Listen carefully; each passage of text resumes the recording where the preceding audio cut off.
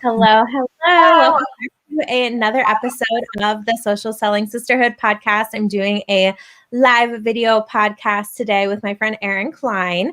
I'm super excited for Erin to be on today. You guys are going to learn so much from her. She's an expert on all things direct sales, network marketing, all the things. So Erin, hello, welcome. Hi, thank you so much for having me. I'm excited for this. Yay. Yes. Thank you for your time. So tell us a little bit more about you, how you got, what you do, how you got to doing what you do, and a little bit about your journey. Yeah, so I don't even know where to begin. When I was in college, I changed my major every single semester I was in school. I had no clue what I wanted to do with my life. I actually, when I was in college in the summer, did like Cutco, like selling knives. Oh yeah. So that was one of my first introductions to like direct sales and like that kind of atmosphere. But obviously, I wasn't thinking along a career lines with that.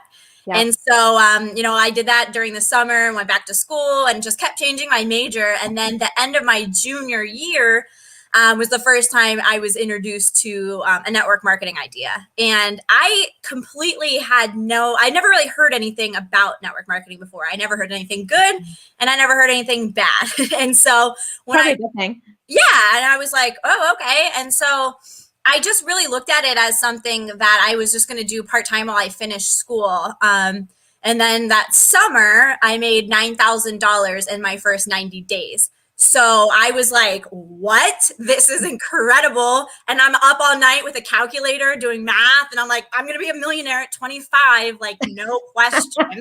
And like, I was just like, oh my gosh, I got to do this. And I was like so excited. So I dropped out of school. My mother was like so proud of me, right? To tell my mom like, hey, I'm dropping out of school. I'm going to sell this product with this company. And then I'm going to move to Milwaukee. So I had an opportunity to go and sign a lease and help open an office, right? Because at that time, that's how I was taught to build my business, was through an office, wear a suit, be professional, like everything that I do not do now. Right.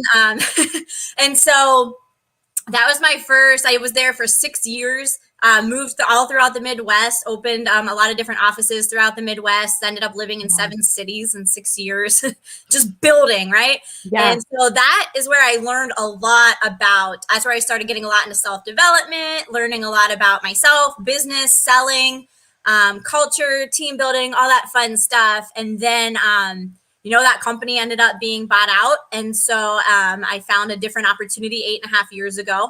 And but when you learn these concepts, they're the same. It's you just do them anywhere. And it's not about what you're selling or where you're at. It's about you and what you bring and how you build that team. So luckily I had a lot of skill and a lot of experiences on what not to do. Mm-hmm. So, and we've grown to adjust. So it's been 15 years that I've been in network marketing. So I know that ages me a little bit, but that's why I'm so grateful for you and having podcasts like this, because as somebody that's like a professional in this industry, that this is my livelihood. I see so many people do it the wrong way. And because I love this industry so much and I know what it can do for people, it's not that I look at someone and I'm like, ooh, they're salesy or whatever, and I'm judging them. It's more like, I feel bad because this is such an amazing opportunity and they're shooting themselves in the foot before they even get started. So I think if we can teach people how to build in a correct manner and do it the right way, it's so much better. And so since then, being in the industry this long, I think you find people in the industry that either want to make a few $100 a month or people that want to get freaking rich, right? And I was always in that middle. I didn't really care either way. I just wanted freedom. And I wanted to create multiple streams of income. So when I reached certain levels in my business, I started adding and looking into other things because I didn't want it to be just about one stream of income, right? That would make me a hypocrite. I'm standing in front of a room preaching to people have multiple streams of income, but I only had my one network marketing business. So I was like, I got to learn myself how to have multiple streams. So that's my biggest I think my biggest point in my leadership and my team and my building is, yes, build and do it and do everything you can, but don't cut yourself off to opportunities to learn other ways to make money. Ooh, I love that. I was literally just talking to some of my coaches tonight about multiple streams of income because I'm a high school Spanish teacher. So obviously I get one stream of income from that. And then my direct sales company as well. But then I'm affiliates for other things. And I'm like, I totally think it's smart to be doing more than one thing. Yeah. Well, I think COVID taught us that it's not a luxury. It's a necessity because you don't know what's going to happen. And when one income drops, it's nice to have a few others that you're not drowning or paddling water just to stay afloat. Exactly. So you're a network marketing coach as well, correct? I have been coaching for the past, I think kind of probably like you, probably the same idea where you see things and you're like, oh, there's got to be ways to fix people, not fix people, but you know what I mean? Right. So I started coaching because I'm a comp plan nerd, which I'm not really a big numbers person. And there's some comp plans I still don't really understand. But as I started learning, because people, when you've been in network marketing as long as I have, I feel like people have tried to recruit me into every single possible company. And I'm obviously loyal to what I do, but I give that person the respect of at least looking and supporting them. So if I know people and I can make referrals for them, that I can do that because I would appreciate the same for me. And so I feel like I've learned a lot about a lot of other companies, and I just know people that I love and respect. So it's new. It's only within the past six, ever since I became a mom. So between the last 6 and 10 months that I decided, like, because a lot of moms tend to do network marketing and something they can stay at home. And it's like, let's have them make the most of their time and actually make money doing it instead of just ripping their hair out and losing their friends. So that's so smart with making sure that you're schooled on the comp plan. I've had some conversation with some women in my team, and I'm like, you make this much amount off of your immediate downline team, the women you've sponsored. And they're like, what? I thought it was this amount. And I'm like, no, it's twice that. And they're like, what? I would have been doing way more had I known. Yeah, exactly. I'm like, girls, like, take advantage of this. Learn this comp, like, maximize your comp plan. Don't leave any parts of your comp plan like untouched if you don't have to. Yes, 100%. Now you mentioned, and we didn't say we were going to chat about this, but I think it's probably something that a lot of people listening, you're a new mom. So how have you learned to, because I'm sure it's a learning process still, even how have you learned to incorporate still being a mom, or I guess I should say being a mom, but still being a businesswoman on the side? Do you have any tips or tricks for that? I have like a few things about that. Number one, I have learned, and again, everyone becomes like at different states in their business. One thing I learned early on was be as insignificant as possible to your team and your business. So fortunately, I have a lot of leaders in my team, and so I'm very insignificant to my income. So that's key number one if you want to be long term, right? Because I see so many people that they get so involved, which is fine because when you're building a team and those relationships, you definitely need to do that. But at some point, it's about teaching leaders to go out and step up and build their own team and let them want to reach the top with or without you. It's not about you, it's about them. And so number one, that's helpful when being a mom, when you're not totally significant there. And then also, are you there still, Lindsay? Well, I'm just going to keep going because I don't know if this is going to still record. Okay. Are you good? Okay. Going. I don't know if this is recording. I'll just keep talking. If that happens again, just keep going. Okay. Got it. And so number one. Number two is I'm also a basketball coach, and my husband has a few businesses as well and things. So what I learned from a basketball coach mentor was people always use like work-life balance. And I heard her talk, and she had said she's all about work-life integration. So how can you bring what your family and your kids into what you're doing? So although my child's 10 months old, so it's kind of different now because he doesn't know what's going on. But I have worked with mothers and other people in the past where they would do really cool things with their kids. So they would like make a puzzle, like something they're going to do, like a pizza party or go to an amusement park or a movie night, right? And they would like draw it and make it like puzzle pieces. And so every time mom like got a sale or like did a meeting or just whatever, they could like put the puzzle together. And when it was all done, they got to go celebrate that. So it's a way to get your kids, like really excited about what they're doing, because now they're like, Mom, please go do the party, because it's one puzzle piece closer to us doing something as a family. So it's something that you can take that time out with your family to do. I think too, with the new mom as me, like I've had to work around nap times. So like just learning nap times and also just giving yourself grace. Because as a new mom, like I thought life wasn't going to change. Like I thought that I've been in personal development for 15 years. I read a lot. I'm very into personal growth, like everything, like I'm on it. And then I was like, when I have a baby, it's going to be, they talk about like postpartum depression. I'm like, no, that won't be me. Well, wrong. Like I can't control hormones and like crazy stuff that happens. So new moms, if you do have a business and you have a baby and you're like, I can't keep up. Like the nice thing about network marketing, direct sales is that business is always there for you. It's not going anywhere. It only goes somewhere if you quit. So if you take a month and you know what I mean, just get your mind right, to get your sanity right, to take care of your baby, to adjust to a new lifestyle, that's okay. And your team will understand as well. But you have to have that communication. Like I've always had communication with my team members. They obviously knew I had a baby, but just so they knew, like they weren't expecting it, but still to have that conversation. Like, hey, if you don't see me here, if you don't see me popping on everything, like, you know what I mean? And then they get it. It's not weird. So. Okay. So I love I love the idea of like kind of like the reward with getting your kids involved. That's so good. I'm definitely going to send all this to my teammates to make sure that they're listening. Yeah. Okay. So back to building a team, because I know that's kind of what we're sort of focusing on here, but there's lots of obvious pieces of building a team. But I loved how you just said you made yourself as insignificant as possible, and that had other people step into their leadership.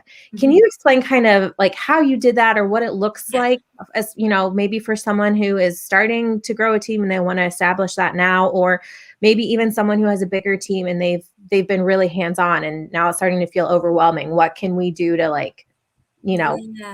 Yeah. I had a girl, one of the girls I coached, that was telling me what her upline does. So she's obviously trying to do that because that's what her upline does.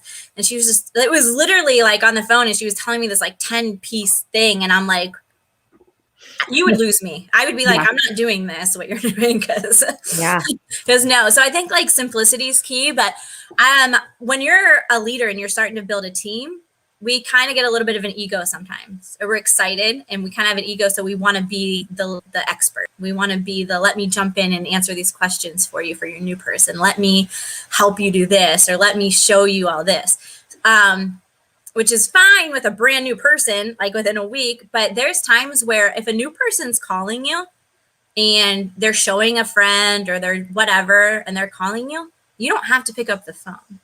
Because see, then they have to figure it out. You know, but we as people, as growing our team, we get so needy. We're like, I got to help them sign someone up. I got to help them do this. I got to do whatever. And we take that away from their learning and their ability to have that pride in figuring it out. So obviously I wouldn't say do that if you have a brand new person that's 2 days in. Like you should probably help them for a little bit, but like, but people need to know, right? But people need to know or be able to figure it out on their own. So like, not always answering the phone when they are doing one, so that they have to figure out what to say and what to do. Or, you know, how do I do this? I need to fix an order, or I need to whatever. How do I do that? Where it's just like, here's the company's phone number. You call and do it. You know what I mean? But I think as upline, some people get so eager to step in and like build for their team. Long term, like short term, it might be good because you might get a lot more sales because you're more involved, efficient at what you're doing and more likely. But long term, you're going to be doing that forever and ever. And all that person is going to know how to do is get you on the phone. So then you're not building their team, you're building their person's team too, because they're going to keep doing that. So you just, it sounds counterintuitive that because you want to help, but you're helping them more by letting them figure it out on their own. So just little things like that. And then even just pushing people to do things that they don't want to do, or just call people, you know what I mean? Like I've done stuff on three-way calls where I hung up because I just, okay, I can't hear you. And they got to figure out what to do. Right. And so it's just stuff like that. And just pushing them to do it on their own and like but you can't just like do that all of a sudden. You got to give them parameters and guidelines too. Like it's always with a new person, like I'm going to do this with you for a little bit, but then little by little, you need to do more on your own. And there's some people I feel like that, I mean, I've had people that I've signed up, and I'm sure most people listening or someone, if you've had a team for a while, there's some people that just come in and they are credible with their people that they know. They have a lot of credibility. They're strong. They're good leaders. They just go do it on their own. Let them do it. I see so many people that are like, well, no, you got to do it this way.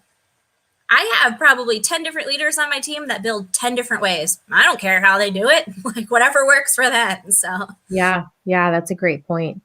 One of the questions I get asked a lot is like, when do I make a team group, like a Facebook group, or when do I start having to do team trainings or XYZ? Do you have what's your go-to response to that?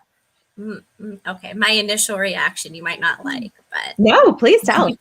My initial reaction is sometimes that's just ego. I've been doing this 15 years. I don't have my own team page. Oh, okay. So why do I want to create more work for myself? Again, I'm not saying, people don't, it's not a pendulum. Some people do have their own and that's good because I have the other people in my team that do, because they took leadership. They wanted to create that culture in their team and they did it, and that's fine. But to me, it's like if something's working and there's a place where people have access to more positivity, they have access to correct information, right? If you're in a group and you see things and you're like, oh no, then make your own group. Yeah. But I would say if you did want to make your own group, again, it's different in different types of businesses, but I was always taught, unless you have 30 business builders, you don't have a team.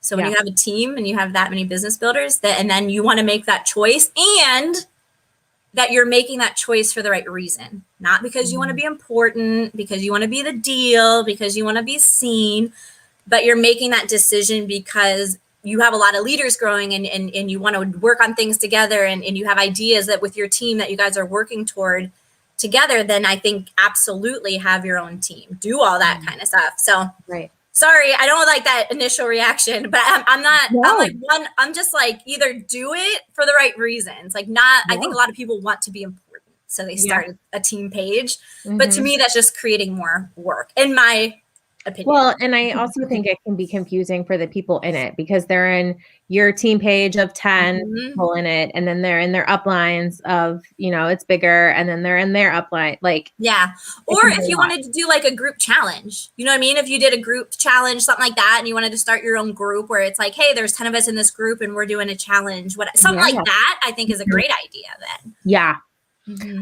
Okay. So how do you build team culture then, especially if you don't have a Facebook group? I'm really curious. So, pre-COVID or post-COVID? Oh, let's do both. Let's do right now, and then we can go like when things get back to normal.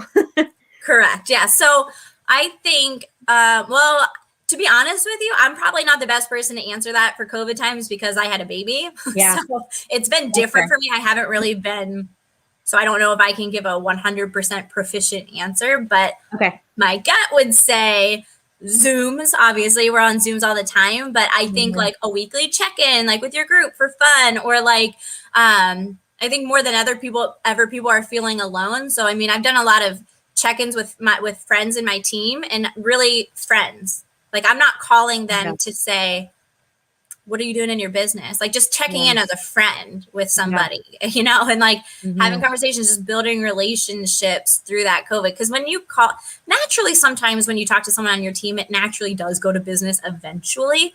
But when you don't call for that reason and they're the ones that bring it up, I think it's a whole different come from. Like, they actually care about me. And I think COVID's the good time to do that because we're all so different. And I think, and I think Zooms, I think there's always things that you could do. I think a big thing that we did pre-COVID, but would still work during crazy times, is there's a lot of people in need right now. So whether it's food pantries or just anything like that, find families that need things. I think a lot of like when you give and you have a bigger purpose, that really brings a team together. So we did things like that previously, but I think you could still do that in COVID times because people need something more than ever. So if people get together and decide on a common, what's the word I'm looking for? A good that they want to go contribute to, you know, like they're still a part of that. And it gives them a sense of, I'm not just building a business. I'm not just like, you know, selling this product. Like I'm part of a group that's really doing something for other people and really cares. And I think that helps build that too. So yeah, I like that a lot. Okay, so then back to normal times. Back to normal. I think again, it's all relationships forever, right? That's all it is. So I think the biggest thing is trying to think, because like there's steps, I feel like, with the level of this leader, right? Whether there's someone that's been around a year, whatever. But I think in building culture, it's all about connecting other people to other people in your team, right? So I've always been, again, how I talk about being insignificant. I always would find people in my team, even if they weren't necessarily my team, but like normal people that were around all the time, finding those connections and helping other people build those relationships. So like I'm in like I coach basketball, so I'm very into sports. My husband coaches football. And so like when we have other people on our team, like football coach up at Hiram University or some other like here, these football coaches where it's like, I introduce them to each other, right? Because they have that commonality and that ground. So even though and they know they're not on each other's team. So they don't really care sometimes about like, about them. They don't think about the money, right? It's like, we're just both coaches, and they build like true friendships. And so, but you have to know the people on your team. You have to know people to be able to make those connections, right? I have to know deep down what people like, what they enjoy, whatever, and connect and do that kind of stuff.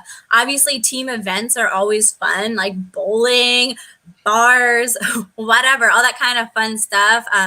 Barbecues, whatever, anything that you can do to get people together. And again, you don't have to talk about business. Usually when all those people are around each other, again, it sometimes comes up naturally because that's what everyone there has in common. But just putting things together for people just to connect and meet and do whatever, because in network marketing, it's weird because timing is a crazy thing. Because I've had people that have been in my team 2 years that were just professional meeting attenders. They showed up to everything. They never signed anybody up, but they showed up to everything. They loved the culture. They loved the people. And 2 years in, 3 years in, something clicks. And they're like on fire, you know? So it's like, I like contests where people have to earn, you know what I mean? Like to put stuff like that. I do like those, but I'm also a big fan of just like include everybody, because that's what it's about. Everybody makes your team up, not just these few people. And so when you include all those people, they realize that even as a customer, that like, even if they're just a member, they're still important to the overall big vision, and that they still matter, right? I think so many people get caught up on like, I only spend time. And again, this might be, I think I say a lot of things that other network marketers would cringe at, but like we like it. We like all of it.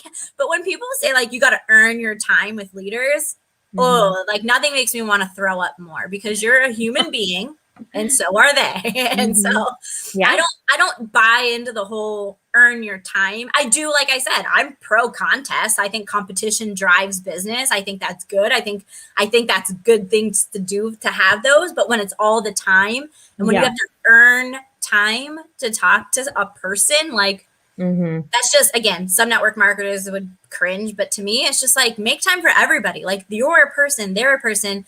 And network marketing, I think a lot of people put your level and put you on a pedestal. And I never, it's not all rank. Yeah. I've never been that person that's like, oh, here's a top leader, I got to go take a picture. Like I just never been that. I appreciate and I have a respect for what they've done. And when they're talking, I'm all ears. I'm eager to hear what they have to say.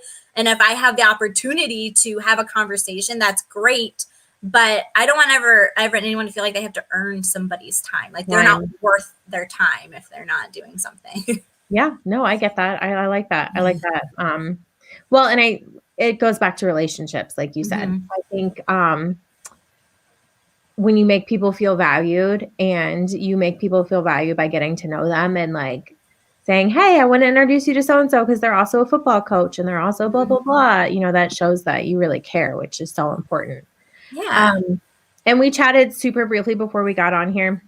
kind of like going from meeting someone like through like I don't want to call it a funnel, but that's the term, right?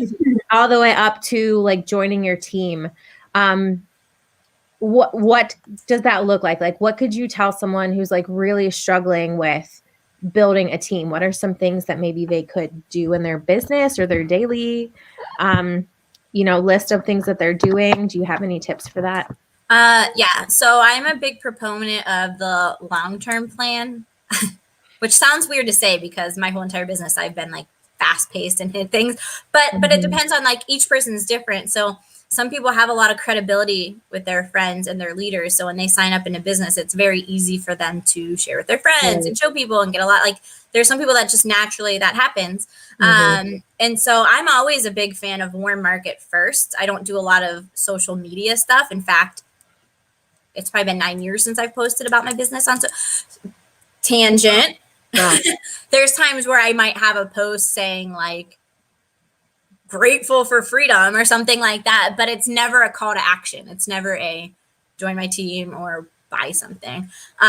So how are you just messaging people and sharing about it? So I'm a big believer that if you're living life, your warm market never runs out.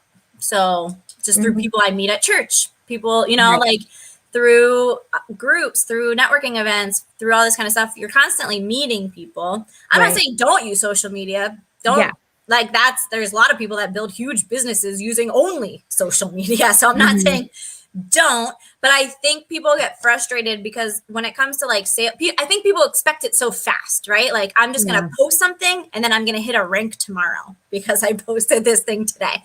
Right. Like it's consistency with building that relationship. So I mean, we all know in sales, right? Sometimes people have to see something 6 to 7 times, right? Yeah. It's just the numbers. Or sometimes people say no however many times before they say yes, right? So one post, one message, it's very likely you're going to build a large team off that, right? But I think building those relationships and taking a sincere interest in people, messaging people something nice that like without trying to sell them something immediately, like just a genuine conversation. Because to be honest with you, there's people that I've messaged just genuinely that I never signed them up or sold them anything, but we've done business in other ways. So you don't want to shoot people in the foot right off the bat and make them not like you because they think that's all you're after, right? So get to know people. What you have, they might not want or need, but if you're nice to them and you build a relationship with them and they genuinely like you, they'll refer you to people and give you those people. So I think people just immediately go for the kill sometimes where it's relationships, it's knowing and liking and trusting and all that kind of stuff. So I think like when on social media, I think you can do things to attract people and people have different products, right? So some people, social media is important to use because if people have like a before and after result, for example, right? Like if you use a product and you have a great freaking testimonial, that's your personal self that people can physically see, you're insane not to post it, right? Because that's smart to do. So I'm not saying like do that kind of stuff, but I think also some people turn their social media page into a funnel, like only instead of what it's designed to be. It's and to let people see who you are as a person and what you're about and what you like, what your family is like, right? Have you ever like scroll through a social media feed and it's like people with their family or on a vacation or on a Christmas picture or whatever. And you just think like, it makes them relatable. Like you see them as a person, right? And it's who they are. So I think people make their page so businessy that they don't see the person. They don't see you. And that's what you're selling is you. Yes. I was just telling my team, I'm like, guys, we can't just post pictures of pretty nails in our Facebook stories. Like we need to see you. Like your face and then your nails. Well, don't look at mine because I don't have any nails. So girl, we got to hook up. Especially as a mom. I don't have time to go to the salon. No. Exactly. That's one of our target audiences. Moms that can't get, I mean, that's brilliant.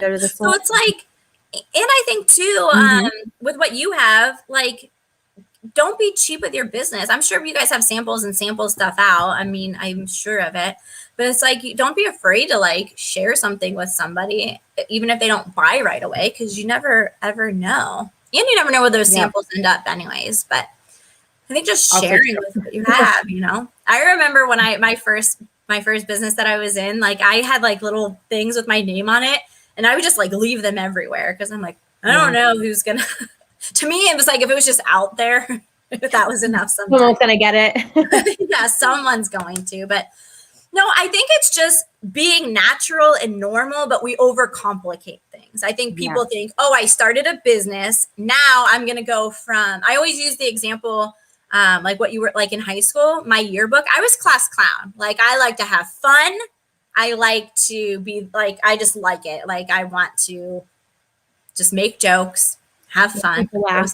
Right. And so if I call up, so knowing who you are, right? So if I called up like the valedictorian I went to high school with and said, hey, I've got an opportunity for you. You know what I mean? Like, that's not, so I think it's knowing who you are, and it doesn't matter if you're a class clown, whatever.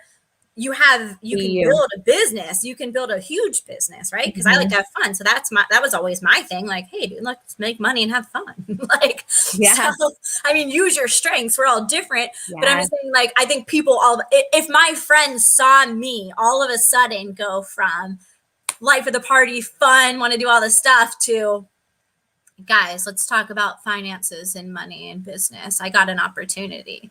Like, that's weird. That's not me, you know? So I think people start and then they change their whole social media and change everything. And now they're posting Dave Ramsey quotes and like all this stuff where it's like, okay, like ease into it maybe. Like slow into it. Still be you. And what works for some people doesn't work for others. I like that you pointed that out, because the way I build my business is completely different the way, you know, people on my team are going to build their business. And it can be hard when you're new because you're like, oh, that's working for her, I have to do that. But it's kind of just that trial and error of figuring out what works for you and what feels good for you. And that is my pet peeve. Not what you're doing. What you're doing is great. but what you were saying is like people see their upline, and a lot of times the upline is like, this is the way we do it. Like they'll have calls and like, you do this, this, and this. And it's okay to add that structure. It's okay to give that option and show people what you're doing if you're getting a result. But I literally have a call tomorrow afternoon with a girl who sent me this long message because she's like, I love my company. I love the culture. I love my upline, but I'm like information overload because there's so many people showing all these things that they do and how they do it. And, you know, a confused mind does nothing. So she doesn't know what to do with all this stuff. So I think it's fine as an upline to offer what you're doing, share what you're doing, obviously, but there's a lot of people that make it so rigid. Like, this is the way we're doing it. And you're going to lose a lot of good quality people that could build a huge business when you're forcing one way down their face. Yes, that's so good. I actually just wrote down, a confused mind does nothing. I've heard that so many times, and I need to go back through. We're working on just really perfecting the systems for our, you know, our new stylists when we onboard them and things like that. And it's a lot, like you said. Like, I think one of the things that I know our team gets to do better is like streamlining that process. Like, what's really important? Does everyone really need to be doing X, Y, Z? And I was just telling them last week, because we're a party plan company, but I was just telling them, like, maybe parties aren't your thing. Like, if you're a super connector and you build all the relationships, like, maybe, like, not saying don't try them, but don't be discouraged if following our template or following this or doing a Facebook Live as a party doesn't work for you. Maybe yours is just, you know, you're going to be talking to people and referring to people, and maybe your audience is more in person. And so with COVID, it's making it difficult. But I was literally just saying that because I think, especially for party plan companies, you know, there's like one way to do a party, or there's like 10 ways to do a party. And then you're like, which one do I pick? And it can be a lot for people to try to figure out. Yes, just do it. Just do it. You do nails. So it's like all the girls on your team, like, it's fun. It's nails. Let's not overcomplicate it. Like, Yes. Well, and we always say like, there's no such thing as a nail emergency. Yeah. That's good. That's good. Yep. Just have fun with it. Okay. One more question. Okay. So what do you think has contributed to your success overall that you could share with us that we could start implementing in our businesses today? I think I know what your answer is going to be, but what I want to know. I was just going to say building relationships. Yes, that's definitely true. I think building relationships, I mean, we've hammered for sure this whole time. That's the most important thing. But I think number one is to, I mean, if I were like new starting over, I would make sure I realized what I wanted out of it, right? And why I wanted it for me, right? Because I set a lot of goals in the beginning of my business because I thought it would impress my upline, and I wanted to do this and that. And I was striving for those things, and I hit these levels, and I hit levels fast, and I grew, and I was getting recognition. I was going on trips, and I was doing all this stuff, and I was quitting my job, and I was having all this success, and it was fun, and I love it. But at the same time, I really didn't know what it was for at the time. Like, I was just doing it to kind of impress other people, and I wasn't building it for what I wanted to do. It took me a long time to realize that. And again, if you're new, that might be like over the head because you're like, I just want to make a few $100s and sell some cool stuff, and that's fine. But I think the biggest thing in the beginning is understanding, is this what you want out of it? Is this a couple $100? Is this short term? Is this long term? Is this something I want to build? And it might change. Can change over time, and that's fine. But knowing what it is right now and staying true to who you are. I think that's the most important thing when you're building a business, is to be you and stay true to who you are. And you have to know what your non-negotiables are and have integrity, because there's a lot of people in this industry that will say things, mislead people, and do all that kind of stuff. And you can maybe make more money and recruit more people by lying and doing all those things, but that's not the long-term game. And you're going to feel cruddy. Yeah. So I think like if you just stick to having integrity in doing that. And then I think too is, I mean, I don't want to beat the dead horse with, like, we talked about relationships and I don't want like goals, right? But it's like, I think if you're just going through without something you're shooting toward, you don't take a lot of action, right? So I think like having these goals set that you can do, and it doesn't even have to be a rank, right? Everyone thinks I have to hit this rank level or this whatever, but it could be just something getting out of your comfort zone. Like, okay, I'm going to call this person, or, you know, and that might be your goal for the whole month, is this person that you're like, I'm going to call this person. And even if they say yes, and even if they say no, like, I'm going to call this person. And then I know you said one thing, but as I'm saying, I keep thinking more. And then one more thing that to stop doing more than start doing is being emotionally attached to any result that someone tells you.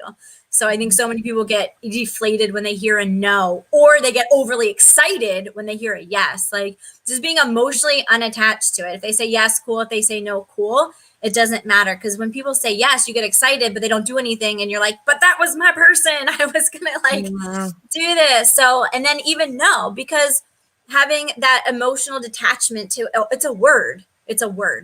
And some people let it bring down their whole day, not even, and like deflates them from taking the next step or showing somebody else, where I always thought about the next person that I was going to show, what it could do for their life. You know what I mean? Like, I was just like, what if this person's praying for an opportunity? What if this person really needs something extra? What if this person is whatever? And I let Jack, I don't know, Joe, whatever, no, stop me from sharing it with that person, you know? So it's like, it's just, you got to just keep going and keep your enthusiasm and not care what people say. Because when they say no, they weren't in your business before anyways. So nothing changed. They weren't buying your product anyways. Nothing's changed. It's exactly the same. So you don't put all that emotion and feeling into one outcome. Yeah. I love that. Yes. Oh my gosh. I can guarantee there are so many people who needed to hear all of that, because I know I did. And if I did, then I know that other people needed to hear that as well. Good. I didn't know what to name my imaginary person. But you're fine. Joe, Jim. Joe, Jack, whatever. It works. Joe's probably not buying nails, but I don't know. Maybe.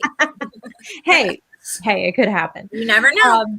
Awesome, Erin. Well, thank you so much for literally all of these truth bombs. Like I have so much, I need to go back and re-listen to this and like process everything myself. So where can everyone find you and connect with you? I am on Instagram, is at Erin_travels for life, because I'm kind of a vacation addict. Love it. Morning lately, but I know. Facebook is Erin Klein. We have, I feel like I'm like, are we putting these in the show notes too? Yeah, I'll put it in the show notes. Yes. And then momsjustwannahavesun.com for connection of moms in business. And then we also have a podcast, the Confident Woman Podcast, where we share, it's different than this, not just network marketing, but just women looking for confidence to grow in any their area, where we share struggles and all that kind of fun stuff, right? How to embrace the suck. But let me just say before we finish, I'm super grateful to you, Lindsay, for having this podcast, because I feel like it is so necessary. And I feel like there's so many people out there, like I said, that are striving and they want something so bad and they just don't realize that they're shooting themselves in the foot. So thank you for having this podcast and sharing with other people so that they can get the best chance to go out and kick some butt and do something with this. Yes. Well, I really appreciate it. And of course, you're welcome. Thank you for your time. And really quick, I actually meant to ask you, I wanted to start these at the beginning of my podcast anyway, and then it clicked. What's your favorite trip you've ever taken? Your favorite vacation, your favorite place? I know it's probably really hard. Because I love Europe a lot, but I feel like I have to say Maui, because that's where I met my husband. So, I didn't realize that. We met, he's from Nebraska and I'm from Ohio, and we met in Maui. And so, yeah, so I feel like I have to say that's my favorite. Yeah, because I met you my kind of husband. do. But oh, very fun. That Yeah, would be my favorite, I think. Yeah, I'll have to hear that story sometime. Good one. Yeah, very cool. Well, thank you again so much for your time. I really appreciate it. And have a great rest of your night. Thank you.